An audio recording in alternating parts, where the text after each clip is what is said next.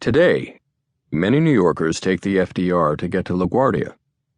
If their journeys originate in Manhattan north of 42nd Street, they may pass beneath Carl Schurz Park en route to the Triborough Bridge, which will carry them over the sites of the old Randall's Island Stadium and the Astoria Pool before depositing them on Long Island.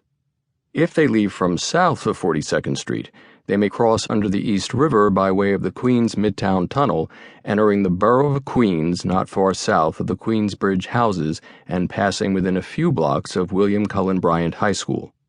These and many similar structures are physical remnants of a time when the federal government under Franklin Roosevelt met the greatest domestic crisis of the 20th century by putting unemployed men and women to work on public projects largely designed and carried out by local governments. In New York City, Roosevelt's partner was Mayor Fiorello La Guardia. Other monuments from this time remain linchpins of the city's infrastructure: the Lincoln Tunnel, Henry Hudson Drive, the Belt Parkway. Countless more stretching from Orchard Beach in the Bronx to the Franklin D. Roosevelt Boardwalk on Staten Island's South Shore have become part of the landscape within which life is lived in New York.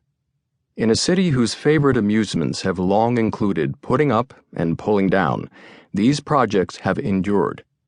And yet, if the physical legacy of the New Deal still pervades the city, the history that produced it is only dimly understood.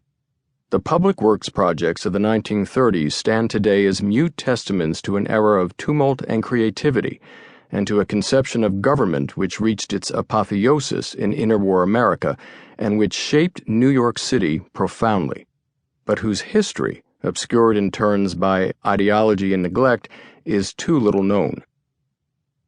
This book is an account of the relationship between two of the most remarkable political leaders of the 20th century, Franklin Roosevelt, the 32nd President of the United States, and Fiorello La Guardia, the 99th Mayor of New York City.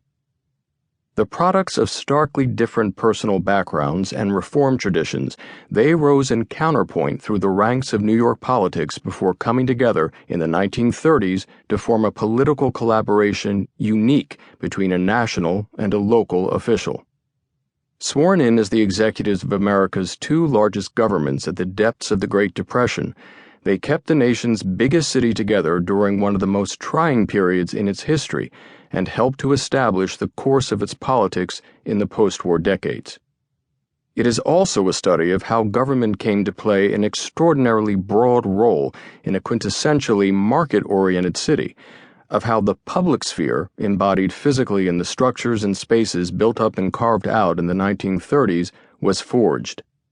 This story has its roots in the Progressive Era, which marked the beginning of a decades-long debate over the ideal relationship among individuals, society, and government. In a modern interdependent society, what rights did each of these groups possess, and what responsibilities, and how could collective action be deployed in the interest of social progress? Particularly in urban politics, the Progressive Era witnessed the introduction of a new set of policy approaches meant to improve the quality of life, mitigate the social costs of capitalist urban development, and render government more efficient and effective.